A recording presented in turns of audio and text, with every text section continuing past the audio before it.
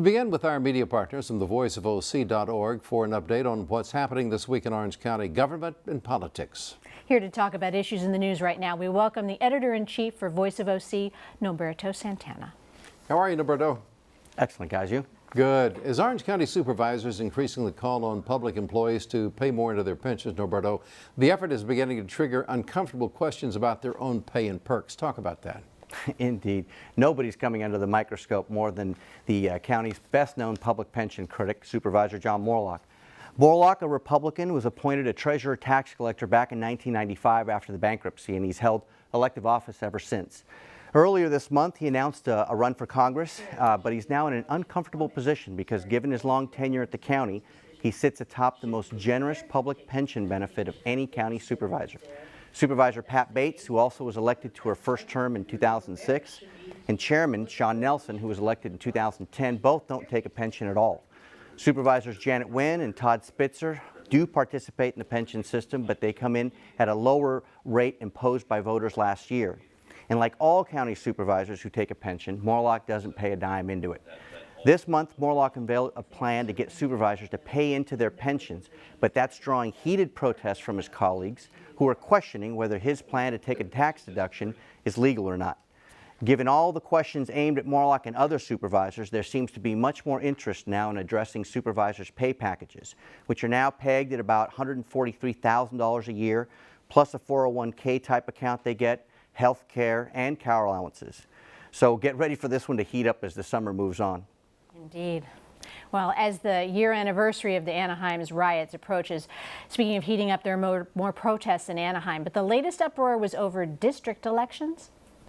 Exactly. District elections remain a distant goal for many activists who argue that that kind of a system would give them a chance to have a much more diverse elected city leadership.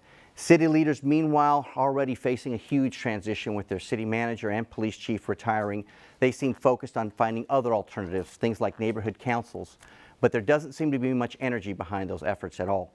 This week, activists held a series of protests in Anaheim to call out the lack of progress. Yet one thing remains clear in the city that spawned the happiest place on earth.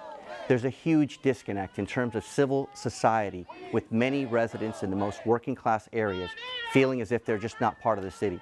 As Mayor Tom Tate pointed out last year during his State of the City address, it remains a tale of two Anaheims, one part of the city enjoying huge benefits from its resort district and the other facing an increasingly unstable future in terms of jobs and government amenities. Okay, another topic, doctors taking payments from pharmaceutical companies. That's become a huge issue in recent years with many folks questioning the ethics of the practice. Norberto, now what's going on at the county level? Voice of OC, we recently published a recent investigation exploring the case of Dr. Clayton Chow, a former county healthcare agency psychiatrist who's now a high-ranking Cal Optima official. We tracked Chow receiving at least $149,000 in speaking fees from pharmaceutical companies in recent years, including $84,250 that is apparently in violation of the county's policy against accepting such payments. Most of the payments to Chow came from London-based AstraZeneca, which manufactures a top-selling antipsychotic drug that's on the formulary of the county's healthcare agency. The formulary lists medications that can be prescribed by county doctors. Chow also received speaking fees from Eli Lilly, another firm with lucrative drugs on the formulary. Now, it's legal for doctors to accept speaking fees from pharmaceutical companies, but there are increasing concerns that doctors who receive those large speaking fees from a company may feel some kind of pressure to prescribe that company's drug over others in its class.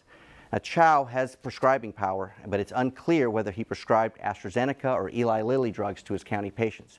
He was not on the HCA formulary committee, which ultimately decides what kind of medications can be prescribed. Now, Chow told Voice of OC that he stopped accepting those fees from drug companies in 2012 after the HCA adopted a policy prohibiting the practice.